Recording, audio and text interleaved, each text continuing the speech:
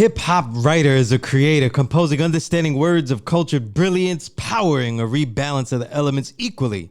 Pages of rejuvenated reaffirmation, simply the almighty leadership of insightful craftwork that stands to build through any confrontation born to be.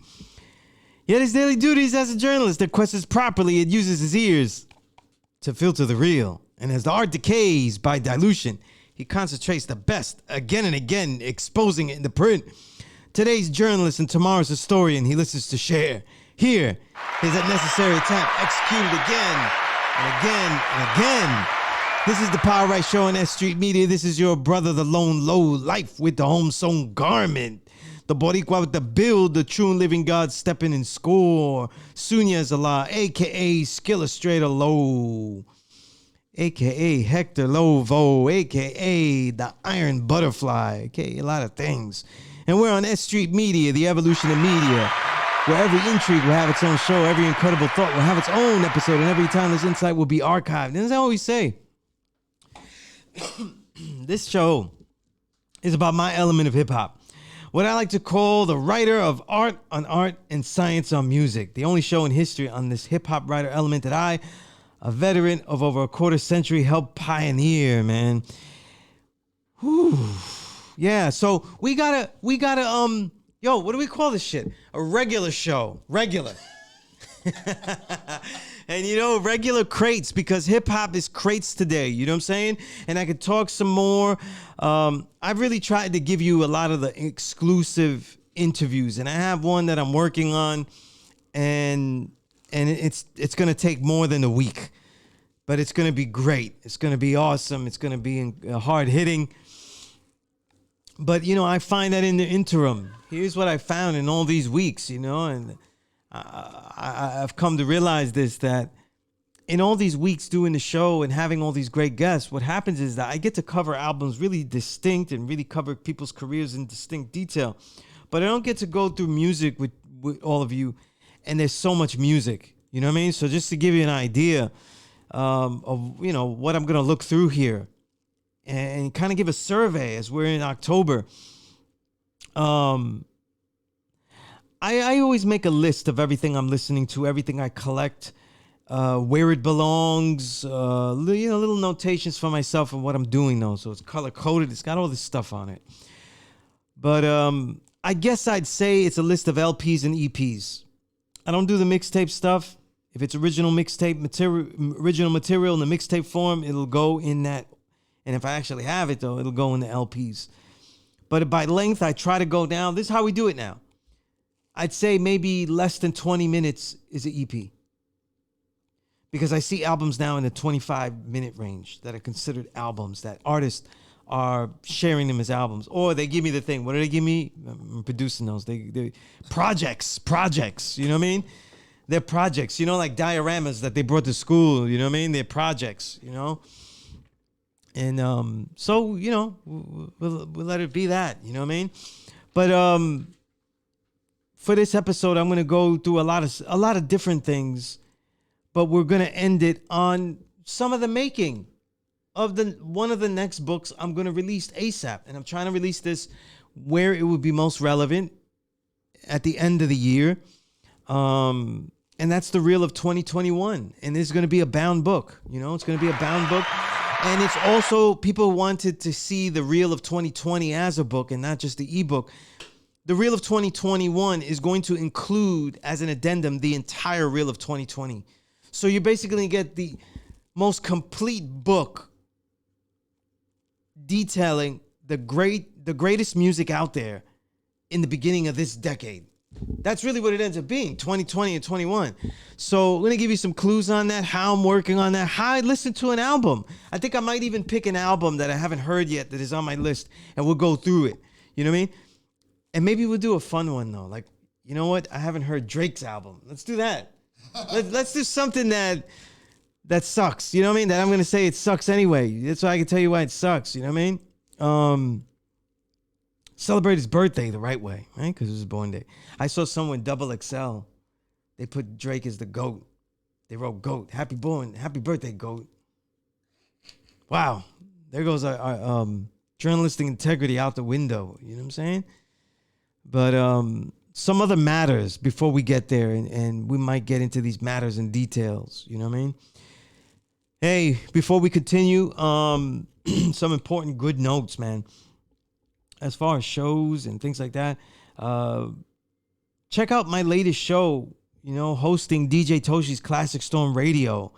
I have a really great guest, man, on that one. Episode 297. We had Lucky Tat, and we had Endemic Emerald. You know what I mean? A lot of people follow Endemic. He's I think he's one of the great producers of this invisible Renaissance era. And he's that producer that has shifted from producing those great MCs out of the 2000s into and ushering the 2010s. He was producing great, what I consider essential MCs before they were essential. Cyrus Malachi comes to mind. You know what I mean? He was getting the legends on there, Tragedy Gaddafi, all of them. You know what I mean? Bringing back greats that we not, resurrecting the greats, and giving them forms like Darkim, Peace to the God. A lot of people don't know that when I'm doing my show, he's teaching a class right now, at a law school in Mecca. So, there's other places to go, besides this show. But Lucky Tat is Lucky Tat is an ideal New York City staple. You know what I'm saying? Like, he's one of those guys that's in every show that you go into the underground. You know what I mean? And eventually, there are a couple of times, I have pictures with Lucky Tat, and I didn't know he was an MC. I had pictures of him. He never said, a lot of people will immediately tell me that they're an MC, especially when they realize that I'm hosting Toshi's show, especially at Toshi and Doc Ock's Rock the House shows. But he never was like that. You know what I mean? He bided his time. He let people be aware of him. And I just like that. I don't mind anyone coming up to me and telling me they could rap. You know what I mean? I actually don't mind, though. Because the truth is, I'm going to tell you if it's whack. And the thing is, I'm not going to give you, hey, you're whack, get out of my face. I'm going to give you details. You know what I'm saying? And give you details. You know what I mean? So it can only benefit the both of us. It gives me practice. You know what I'm saying? It gives me practice to tell you why it's not good enough. Because let me tell you something. What people ought to learn from Brownsville Cos, that people can always improve their craft. You know what I mean? I think a lot of people don't understand that being able to express yourself artistically isn't just about being able to say everything you wanted to say and say it as artistically as you can, but also being able to perform that, to deliver it in such a way, and this is something that I learned myself when people give me the honor of being on records with them. You know what I mean? Every record I've done so far, I think every record I've done, I could see room for massive improvement in what I've done. You know what I mean? And so, I even understand it even more and more from that perspective. But Lucky Tat and Endemic produced his debut album called Provenance, and it's a real strong one. It's one of the better albums, one of the many, many better albums of the year. I can't even say it's one of the, like that. There's a lot of great work out there, and it's up there. It's up there. I said I have about 300 albums. I have over 300 albums. I actually think that nearly all of them are very good and worth owning. That's how strong I think this era is. I think that some are better than the others. There should always be records you have before others. But if somebody bought that record, I'd be like, well, they got a good record. You know what I mean? That's how strong this era is. So it's not just to collect things. You know what I mean? There's a lot of junk that I don't even think about collecting. And if I have 300 albums, there's at least I would say in music generally, music that gets out there to some level, there's probably at least 600 releases out there. I might be lowballing. I might be lowballing because people, I'm not even counting people that just put out a mixtape and did nothing with it. I'm not talking about that. I'm talking about people that pressed an album, gave it to websites, brought it places, or tried to just bring it locally in their local areas and especially outside of New York, you know. But it all narrows down once we start eliminating shitty music. You know what I'm saying? Music that is derivative, you know. And then it all starts. The house of cards starts crumbling down on what should be bought. My other guest for Classic Storm Radio was Killy Shoot. You know, Brother Out is in Massachusetts. You know what I mean? And one of the tougher records. You know, and I love it though because he's been making tough records for a while, and I finally got up on it. And his record Main South is produced by Gallo Point. I can't say enough about Gallo Point, man. If you want great sampling, really nice crates for vocals and cinematic effect, but also keeps to great DJing, and also has really a real way of using the most addictive breaks on the right songs. You know, he uses the thud drums when you need him. You know, he uses a hard high snare when you need him. You know what I'm saying? He'll crowd up the song with treble when you need it. You know what I'm saying? Gallo Point to me is a great producer. You know what I'm saying? And just like, Endemic, who came in with that loud, hard snare, and now has so much diversity that he can go into the soul crates and give you a smoother approach, which is what he gave Lucky Tat. Give it more of a soulful groove. We're seeing these producers extend themselves, only get better. You know what I'm saying? And I think 2 recent born days. I think today and I think it was yesterday. Madlib and Alchemist. I think they have a lot to do with that. I think the obsessiveness that Madlib has with collecting crates just to collect them, that goes beyond just using them. And Alchemist's ability to mine crates that people aren't really using or wouldn't really use, and even tells you using them, like, make a yacht rock instrumental album or album and get those instrumentals out there. And then he's telling you, I'm using yacht rock, those albums, I think in the late 80s and 90s that were, were more smoother. They have a different approach. And they earn that label yacht rock. You know what I mean? Right? And yeah, like, 70s and 80s and stuff. You know what I'm saying? And really mining that. You know what I'm saying? So how gangster is that for people to tell you what type of crates they're using? You know what I mean? And then still get in there. You know what I'm saying? But I think that Alchemist and Madlib, the way they started out well, Madlib started out in a tear no matter what. But Alchemist started out as like a child of DJ Premier. You know what I mean? And the way he developed himself and became his own sound is it's one of the most impeccable things in the music. You know what I mean? That's why, you can't just follow artists in the beginning. You know what I'm saying? And I thought that the Dark Ages were gonna absorb Alchemist. Thought it was gonna destroy him. Because he had a lot of hits, but they had a lot of high snares, a lot of treble. I thought it was going the Swiss Beats way, where, shitty, sloppiness to the sample. Even if the sample's good, you're going to put the wrong drums on it because they're high treble.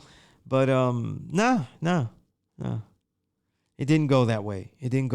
And I have to say this, it stays that way. Because the people on the underground in this generation that are setting the standard, though, we have to look up to Griselda. You know what I mean? Because of Griselda's distinct sound, they make it respectable to have that type of sound. You know what I mean?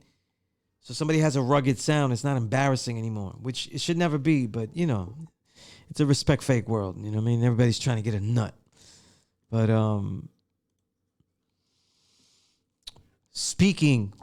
anyway, Lucky Tat and Endemic and Killy Shoot were the guests for the last DJ Toshi's Classic Storm Radio.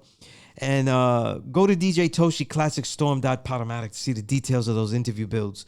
And also go back to last episode. We had a great one, man. I think it's Essential Album of the Year. I think that it is a must-have. I don't like using the word classic though, but I'm saying that years down the line, you should have this album. Bronze Nazareth, you know what I mean? He was my guest. We went through a lot of things because we got a lot of great history, just like he has a lot of great music. And I think Fraxis is incredible. Rock Marciano gave him the right work. Bronze added the right music left over, the right skits, the right add-ons, the right people. And he made an album that, for such a great MC as himself, can actually stand as an opus. And that's enough said. I don't have to say it's a classic. I just have to agree that it is an opus for him. You know? And on a side note, outside, because everybody loving the Wu, you know what I'm saying? Right? The Hulu Jizza, Hulu Rizza. You know what I'm saying? I gotta call it, that's the new name because we put it all together though. It's Hulu Rizza, you know? Because Hulu Rizza be talking like this though, and then when he rhymes, you can't really get the rhyme out. You know what I mean? I'm still bugging that he didn't rhyme like that. But anyway, because of the Wu, Kung Fu and the martial arts became so prevalent though. I can't say that was, even because the Wu came in with the knowledge of self, it became a little bit more palatable for even myself to say that the knowledge of self does fit in with martial arts. Even though the gods have always done the martial arts, that was part of the traditions back in the 60s. You know what I mean? Told to me from Wise Jamel, Umala, you know what I mean? Remembered in Perfection, right? So it was always a tradition. But I am teaching a Kung Fu training course for beginners, for people that are switching to different disciplines and want to learn Kung Fu. All of that. You know what I'm saying? If you can't, if you're a startup, you can't really afford the prices at these schools and you want legitimate, that real Kung Fu stuff, that stuff that's going to save you in the streets, but also save your health and accentuate. My Concentrated Supremacy program, though, is it. I teach it live in Staten Island, usually on a Sunday. So, DM me for the place at Fort Wadsworth. We do it. And I also teach it on Zoom. So I have students, across the United States that I'm teaching. You know what I mean? And they get a lot out of it as well. So, there's a way that I know how to, like I said, I know how to teach this. So there's a way to teach it where even those that are not directly in front of me, I can give them the beginner coursework and get them on a path to make their own decisions, you know what I mean? And utilize this, But I want to take also, we got a great show coming, soon. It's being put together by none other than my producer, Mathematics, the Block Work Concert. Woo! And this bill already has one of my favorites, though. My man Starvin' B is already on it, though. Smoke Dizza, Cortez, you know what I'm saying? And that's just the beginning. That is literally just the beginning. This is beginning. We're just starting to collect, you know what I mean? I'm getting people, I'm throwing people at the God. Whoever's ready, whoever's incredible, whoever's going to be here. Some people aren't even in the country, you know what I'm saying? But it's going to be an incredible show, man. There's going to be much more than those three, but those three are going to be worth the price of admission. You know what I'm saying? There's already a massive catalogs there. You know what I mean? It's going to be December 17th, Friday, 8 p.m. until at a secret location. You know how we do. Incredible. It's going to be great. It's going to be great. Everything that Mathematics has made has always been eventful. You know what I'm saying? Not just events, but eventful events. You know what I mean? And we look forward to that too. You know what I'm saying? But last but not least, before I just go into this whole freestyle show, I call it the Crate Show. I just want to talk about music. My guest that I had scheduled, they couldn't make it because they're so busy, and it's so crucial what they're busy with and what they're adding on and learning with, that it's going to be crucial to the story that I share. So it's a great thing. But I went to bed last night not feeling good.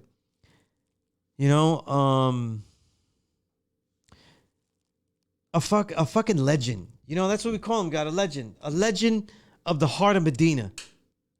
That's who he was, a legend of the heart of Medina. You know what I'm saying?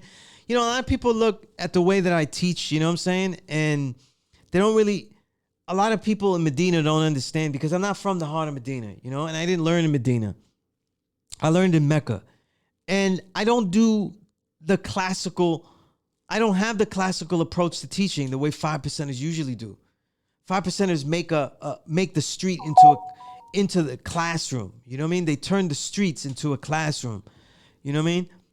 I've always been able to bring the streets into my classroom. And that has been my way of doing it.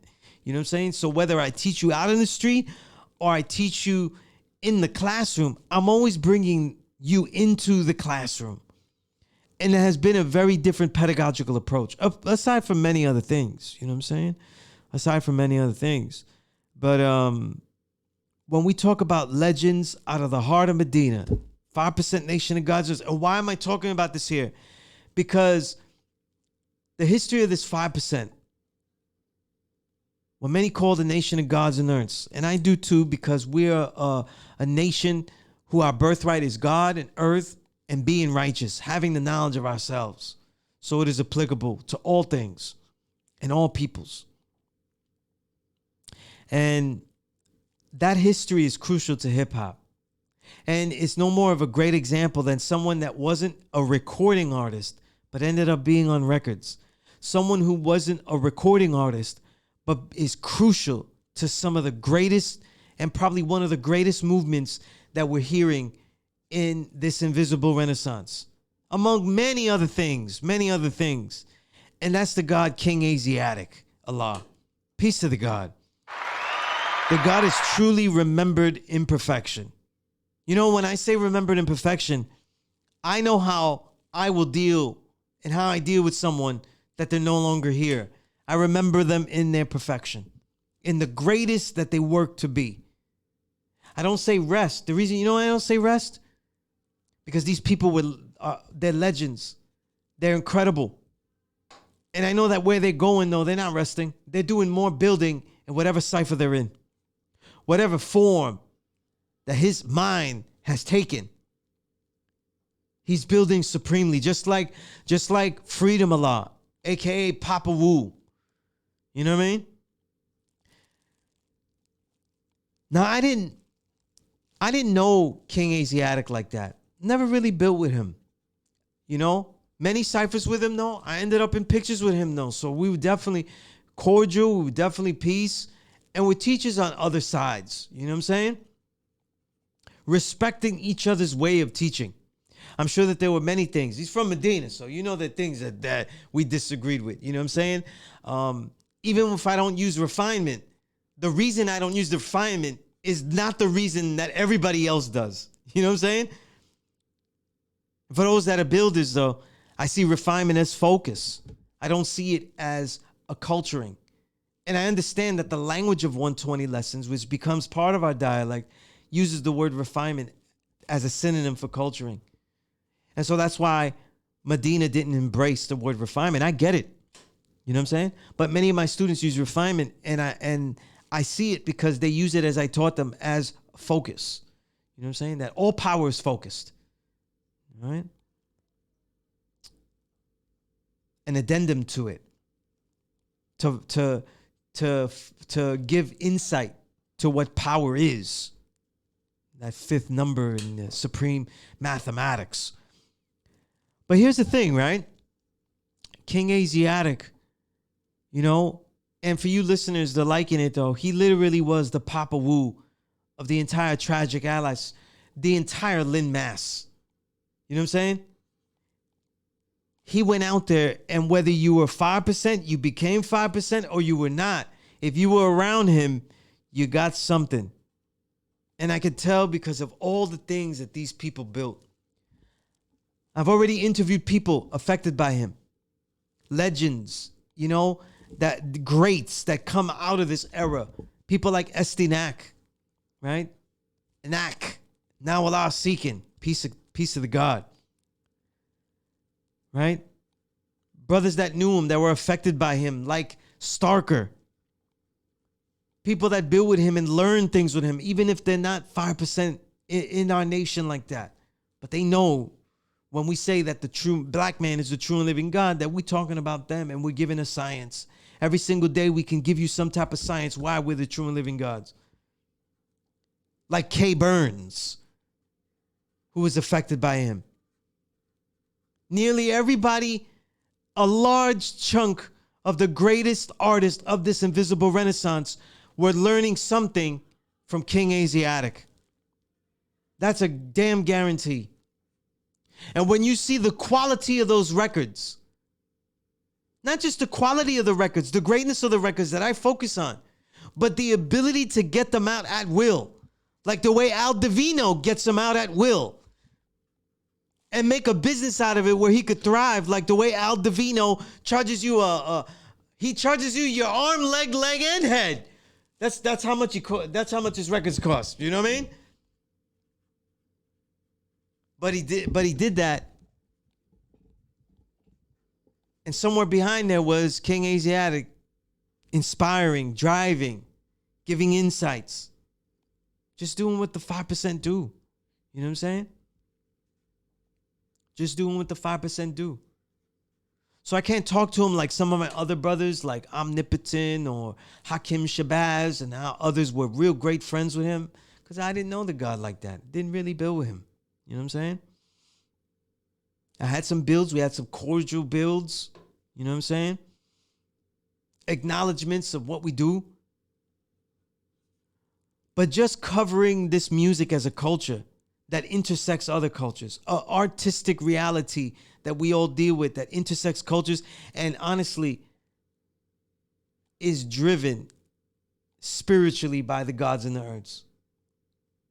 There's no way that if you follow hip hop and you think you know it, you don't pay some respect to that man, the true and living God, King Asiatic. You know what I mean? And my condolences to everybody out there in mass, you know, all of the Tragic Allies crew, all of those brothers. You know what I mean? Everybody out in Lynn, Mass that learned with him. Everybody that was affected by him. You know, everybody at the heart of Medina where he would go. You know what I mean? Everybody that knew him that are my brothers. You know what I mean? Literally the brother of my brothers. You know what I mean? The big brother of all my brothers. So he's my brother too. You know what I mean? And I just have to salute the God, because to do that type of teaching, to be out there, that's what the Father wanted us to do. That's what Allah, the Father, the founder of our nation, wanted us to do. Just go out there and teach. They don't believe it? Give them proofs. They don't want to deal with it, even with the proofs? Give them something they could use, something they could live with. That was King Asiatic's life. And I know that because I've encountered his students daily. My pages in my books, my episodes here, my shows, they're filled with people that are affected by what he did, the inspirational aspects that he added on and took no credit for. You know, took no credit for. It was his students that were always giving him his credits. You know what I'm saying? You never would see posts with like, yeah, this guy raps and I taught him, and you never saw that. You know what I mean? Just impeccable and a legend, and salute to the God. Peace to the God. May be remembered in perfection. All right? My condolences to all of his family. And on that note, let's listen to some music. You know what I'm saying? Because that's what he was doing. You know what I mean? And let's do that. You know what I mean? I wanted to go through some stuff here, you know, and I got my headphones just in case I forget some details. You know, I could give you some details. You know what I'm saying? Oh man, so many good works. Yo, let me start out by saying this, because there are some people, I want to talk about them because we're close, we're peoples, and so it's no longer, sometimes it's not sufficient. I need to get them on the show, right? So I could do that out there. I need to get them on the show here, and because of work schedules, where they're from, just as an example, the God King Arthur. You know what I mean? King Arthur is out there in Mass as well. You know what I'm saying? Right? All those guys, Mass. I didn't even mention Magno Garcia, all these people. Great foundation Mass has. You know what I mean? And King Arthur, you know, has put together his best year in music. You know what I mean? And I want to give some light to that because I may not have some of these people on the show this year because their schedules don't permit them to come through, and they're far away, but so close. You know what I mean? Right? This is where I start to sing Carole King, right? So far away, right? Don't these rappers like to, you know what I mean? But stay in one place anymore. You know what I mean? These rappers don't stay in one place anymore. Wait, we should dedicate that to K Burns, right? Because K Burns is out there in LA. But yeah. But I want to talk about them just in case they aren't able to make it here physically, because then we'll just be overdue. We'll get them next year. But the years that King Arthur, right? Who, let's start out. It's two guys here. We'll start out with the duet album that they made together. You know what I'm saying? Just impeccable stuff, man. You know, when I have over all these albums and I go back to this album. See, when you have all these albums and I have to listen to all these albums and make some kind of sense out of them, and I go back to an album I've heard already many times, I feel like I'm cheating, like I'm not doing my work. You know what I'm saying? Now I'm listening to things that I've already processed. I'm just now enjoying them. And the work that King Arthur has done this year has to begin with the other guy I'm going to mention. And that's absolutely Zagnif Nori. You know what I mean? Let's start out with Killer's Manual. This album has been out for a while. You know what I'm saying? But it's got to be revisited. You know what I'm saying? Let me play some of this so I can feel it. I get to feel it. All right. Let's see if we get this headphone working. But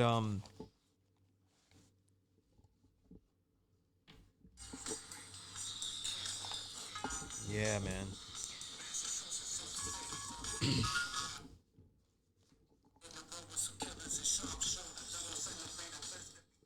Yeah, but my laptop is being a real asshole. It's like Shy outside. It's like that singing frog and shit. It won't let me plug in my headphones. Let's see how we do it now. Are we plugged in?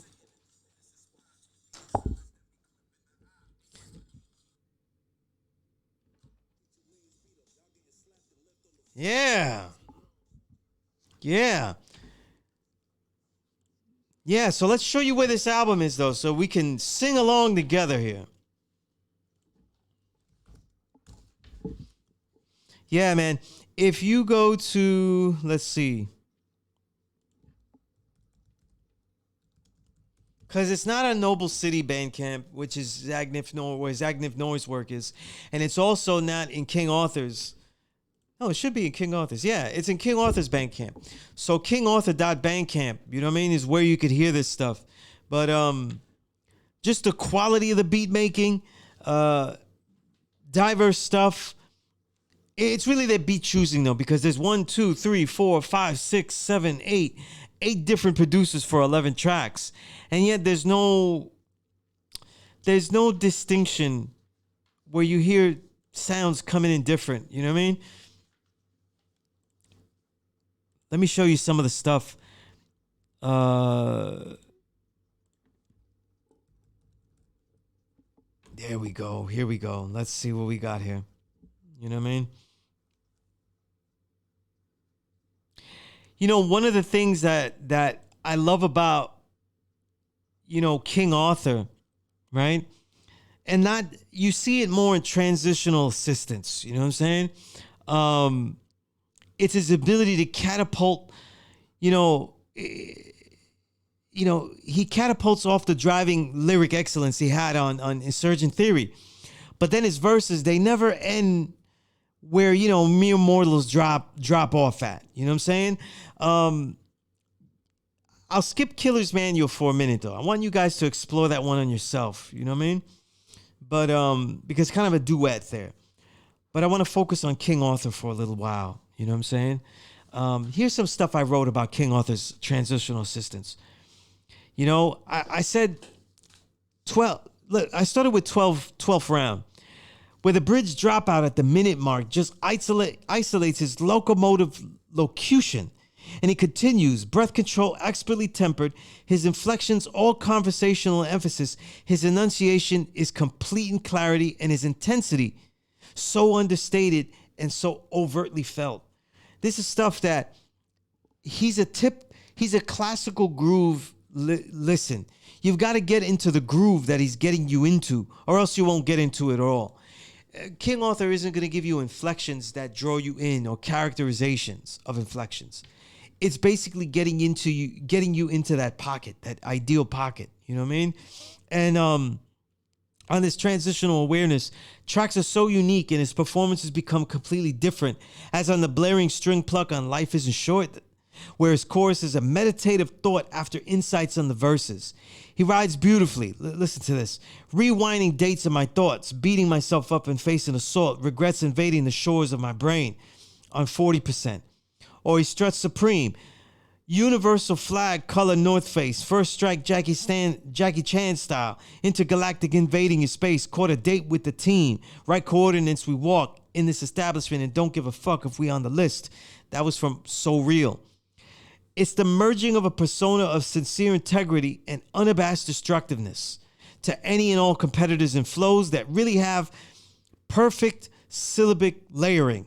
Our MC traits owned by the greats, but so overlooked by petty media and moist listeners. Still, this is what King Arthur is doing, you know, and I still haven't, there's actually a new work from King Arthur that I haven't been up on. I have yet to hear Burn Ships yet, so my duty is not done yet. So that's a short, I'm going to say EP, a 6-song EP that he's got Chairman Chow all on the beats.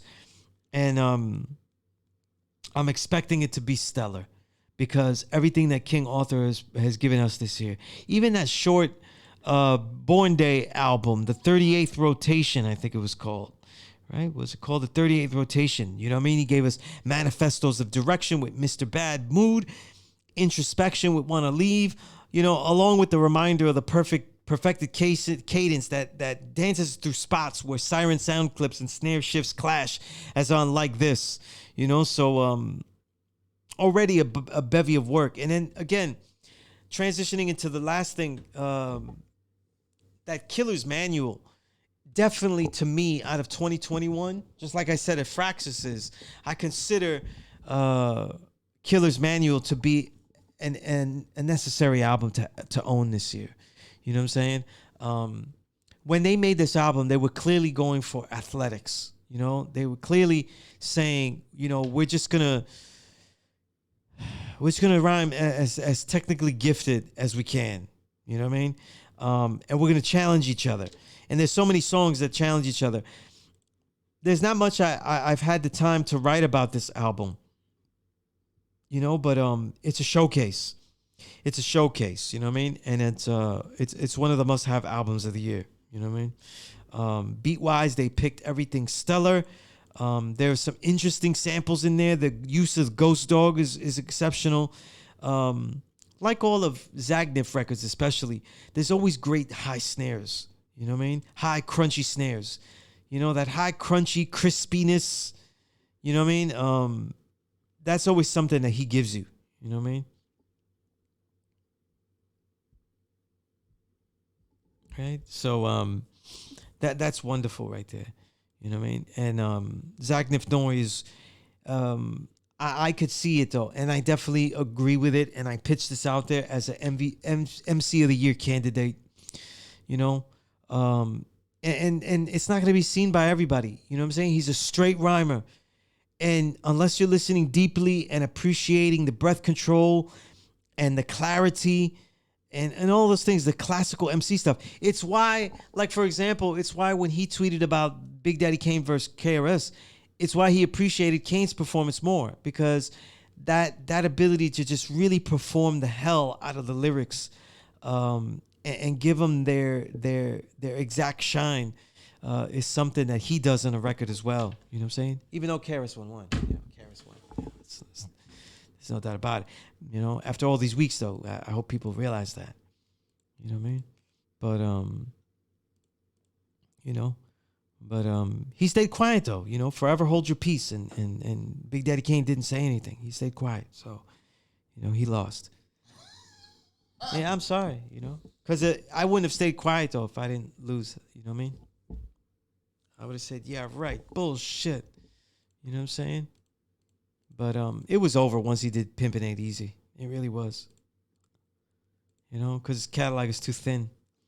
I like the way people, you know. Side note, because we're riffing today. This is, you know, this is so it's like Supreme Clientele show. You know, I still find it interesting that people talk about verses in all the wrong ways. Verses, so KRS One has a catalog that he built his whole career though, but he's not allowed to. He's not allowed to win because of that. You know what I mean? And a lot of people really don't understand Jamaican patois and how he used it and how others used it in their lyrics, because he performed his verses like toasting. And people go, why would he do that? Why would he ruin the record? Why would he ruin the records by performing them that way?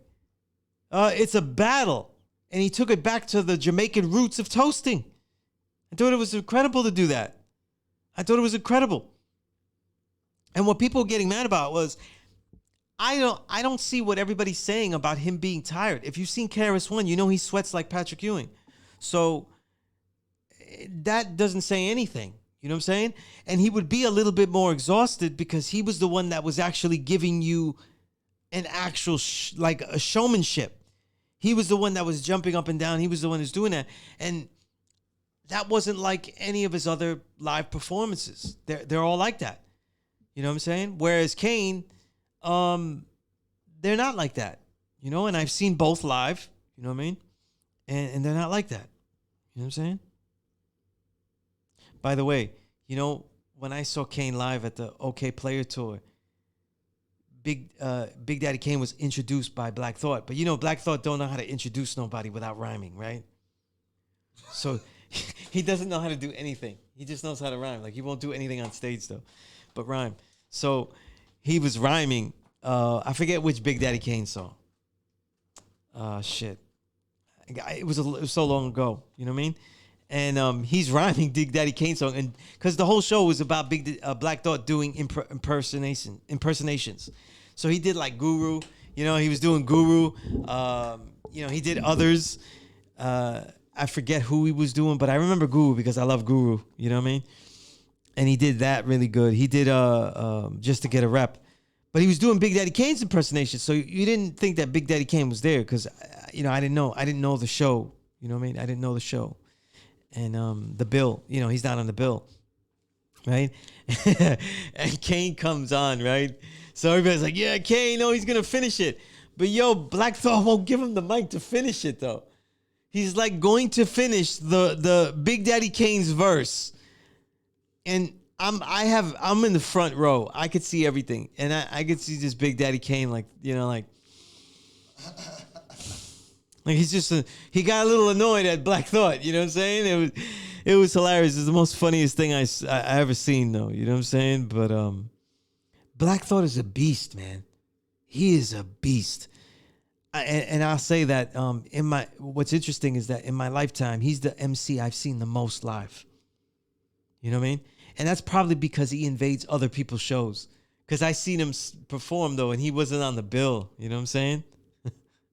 So, like, a couple of those shows, he wasn't on the bill. What was it? I saw him at the very last show at, what was that spot downtown? What the hell they called it? There's so many spots that closed down. I was thinking Black Bear. It wasn't Black Bear. But it was, it's a different one. And it was Rakim was the headliner. Pyramid? No, not the Pyramid. Not the Pyramid. It's a small spot, but a good spot. You know what I mean? That's why I'm thinking of Black Bear, but it wasn't Black Bear, you know? And then Black Bear was named by like a million names, right? Remember Black Bear? They take it out, then they get, Black Bear's the only one I remember, but they had mad names, you know what I mean? They go, yo, I'm doing this show here, and I'm getting lost in Brooklyn. But wait a minute, it's just the same place. You know, you're thinking you're going somewhere else. You're going to the same address. But Black Thought took the mic on that show, and he performed for 30 minutes. Straight. He did every bevy of songs. He refused to do the chorus. Who's his man there? I forgot. Who's the guy that... Oh, Dice Raw. And he was doing the choruses, right? And then after a while, Dice Raw was like, he just stayed in the back, started talking to everybody else. Because Black Thought was skipping the choruses. He just kept doing the verses. Right? So in between the verses, he's just like tick, tick, tick. All right, next verse, blah, blah, blah. You know what I mean? And he's just doing them. And after a while, like we in the audience though, I'm like, what song is he doing though? You know what I mean? And all I remember is him rocking back and forth. Like if you go online, I remember YouTube had clips of the show, but they had clips of the show broken up into songs, not realizing that if you had shown that whole performance in one chunk, there were no breaks. There were no real breaks. You know, it just one of the greatest performers of all time. But it's funny though, right? Nobody's asking Black Thought to do a verses. And that Roots catalog is deep. Right? That Roots catalog is deep. What do you think of this though? Tell my producer. Everybody's looking for somebody for Busta. How about a whole group for Busta? How about Busta versus the Roots? Right? Something that might be evenly matched. If we're going to go catalog for catalog. Yo, what a joke. I saw Busta. Busta hasn't, you know, he hasn't found his match because they're looking at the wrong gender. And we need to get Missy Elliott. Next. Next pitch. Next pitch. We said hip hop. We didn't say pop music. We said hip hop. What are you gonna, you know, what are we gonna do? A whole bunch of, you know. Now, if we do video for video, maybe we could have a farce out there and see all these horrible videos again and again for Busta and Missy Elliott, though, that we don't really want to see anymore. You know what I mean? Fishbowl lens extravaganza. You know what I mean? A fishbowl lens extravaganza.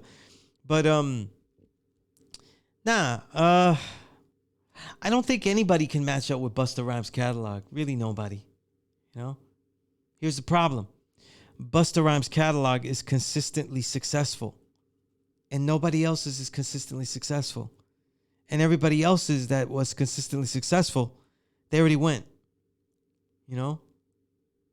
So even though I think KRS-One has great albums in this last 10 years, he has 2 good albums.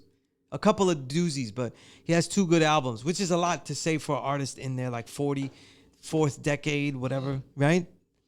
There's 2 albums that are really great, you know, that KRS-One has. I'll tell you which ones though, since you know, I just don't want to name it out there. We're here about the details today, the details. You know what I mean? Let's see. I'm gonna name them for you because you know what happens? I have the album cover in my head, but I forget the name of it though. Yeah, Now Hear This. Right, the 2015 album, right, from KRS-One. That was a good album, and also The World Is Mine, not mine, like Tony Montana. No, not like that. Okay, it's World Is Mine. You know, mente, but World Is Mine. That is an album. If you're a KRS collector, that is definitely an album worth collecting. And that was 2017. I think that his albums after, and since the 2000s, KRS's catalog has suffered because some of his techniques he uses for songwriting are very outdated. And they come off cliche. You know, not cliche, but they come off a little corny. Also, some of his beats suffer the same thing. No, they do. They do. They're not whack. But they're extremely outdated. You know what I'm saying? They're extremely outdated. You know what I mean? So they don't come off. Whereas if you listen to World Is Mine and Now Hear This from 015 and 17, they have a little bit of that outdated feel. But they're not marred by it, you know? But he's been like that since 2000, you know? Like, what was it, the album where I started to say, oh, this isn't like the Sneak Attack. Boy, Sneak Attack, that had a lot of weak beats. And yet, the Sneak Attack had some really good songs. Like, you know what's a classic off the Sneak Attack? If I remember correctly, The Lesson.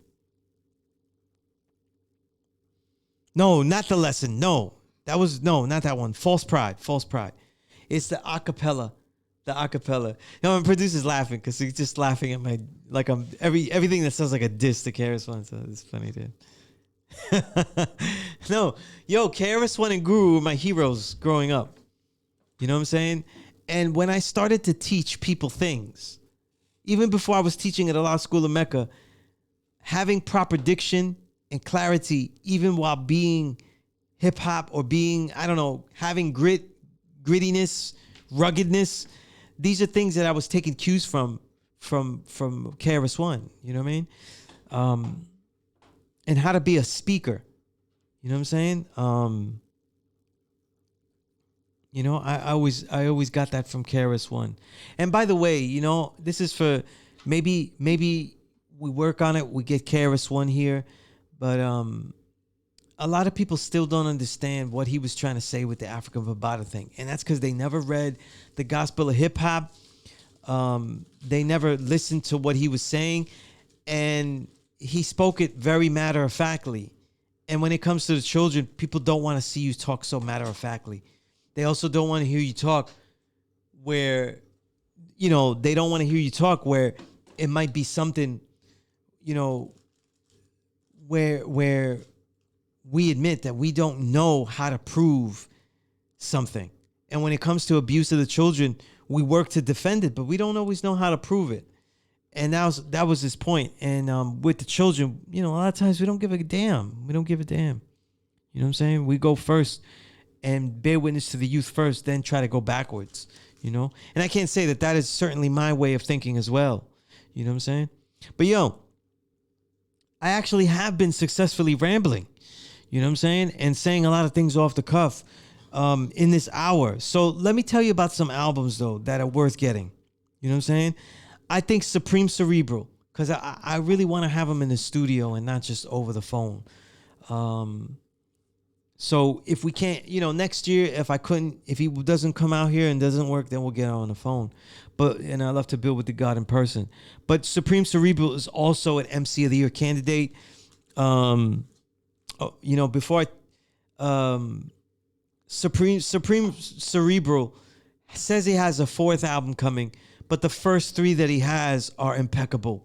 Gold Chain Warrior, produced by Recognized Real, who's one of the great producers of this era. He has a monumental album coming. I realize that it's snitching if I say who. I gotta keep. Yeah, it's snitching. And that hasn't even come out yet. So I'm really big on Recognized Real. You know what I'm saying? He just knows how to get a groove. You know, like he just knows how to pick the right tracks. You know what I'm saying? They're not always mind-blowing samples. A lot of times they're samples that I identify. They're a lot of times drums that I identify. But it's the sum of the parts. They don't equal the parts, you know? The sum is greater than the total of the parts. You know what I mean? Supreme Cerebral's Dirty Cerebral album with Dirty Diggs. Dirty Diggs are producers of the year. They're, along with Gallo Point, they are candidates for producer of the year. And I'm going to say them with a slight nod over Gallo Point only because Dirty Diggs has had the advantage of producing some of the greatest producers of some of the greatest MCs of this year. K Burns, that album was incredible. The mixtape, not the mixtapes, the compilation, the two compilations they have with the mountain stuff. Let's look that up. Get the names for you. You know, I'm just so overloaded with great records that I forget the name. Block Shaman with Planet Asia they did. Mountains, Due to Knowledge, a Tent and Trail soundtrack. So you got the tent side, and I think you have another side. So it's like two of those. So you have the tent side and the trail side. But then you also have Flow to Flow, the Renaissance. Oh, the Renaissance, there you go. Again, you know what I mean? And so that's 3 producer albums. The K Burns album, Chain Gang, which is incredible. Chain Gangers, Dirty Cerebral, and the Planet Asia album I mentioned. Skunks did an album with Dirty Diggs called TCE, Time Course Experiment. Block Shaman was the Planet Asia one. I've already named too many, and these are not weak MCs. These are like stellar. But Yellow Point is right behind him because the MCs that he got some great ones. Noah the Flood, who we had here on the show. He got who did he get? He got Killy Shoot, who I talked about.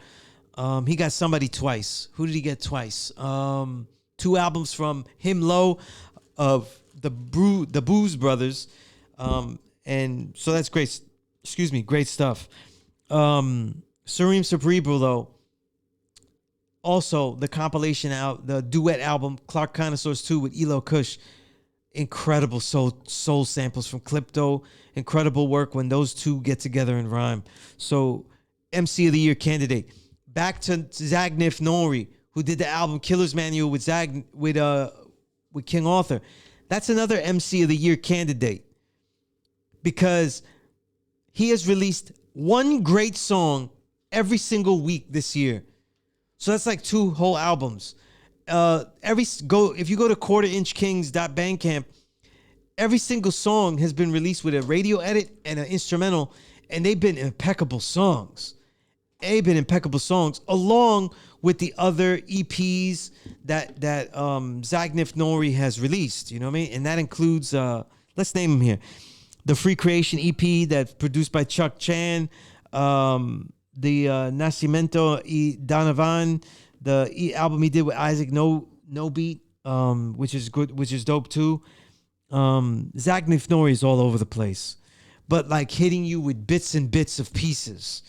And that's why he doesn't get noticed as an MC of the Year. But when you listen to all that together, it's over 70 songs. It is incredible music. MC of the Year. And always, my brother Napoleon the Legend is always an MC of the Year candidate. Always. You know what I'm saying? The work that he puts out every year.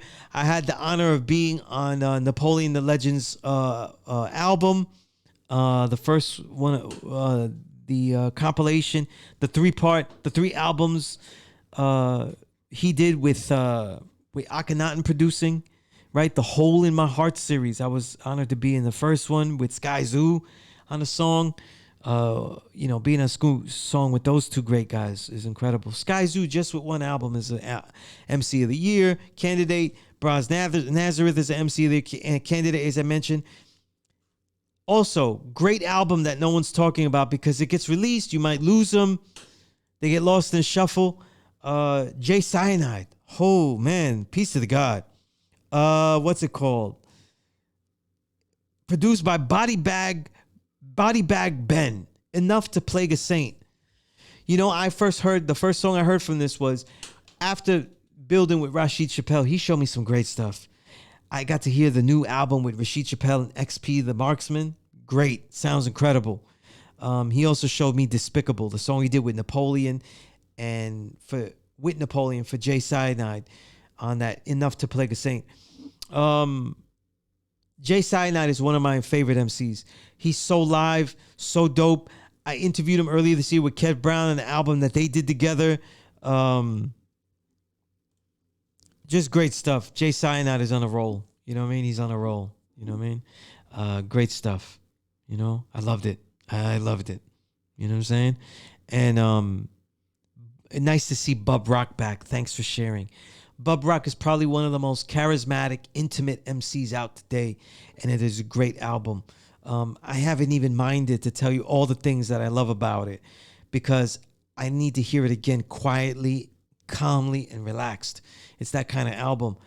And I think Eddie Kane may have done his best work with Big Ghost. Although I still see Eddie Kane on the rise. But A Tree Grows in Brooklyn, produced all by Big Ghost, LTD.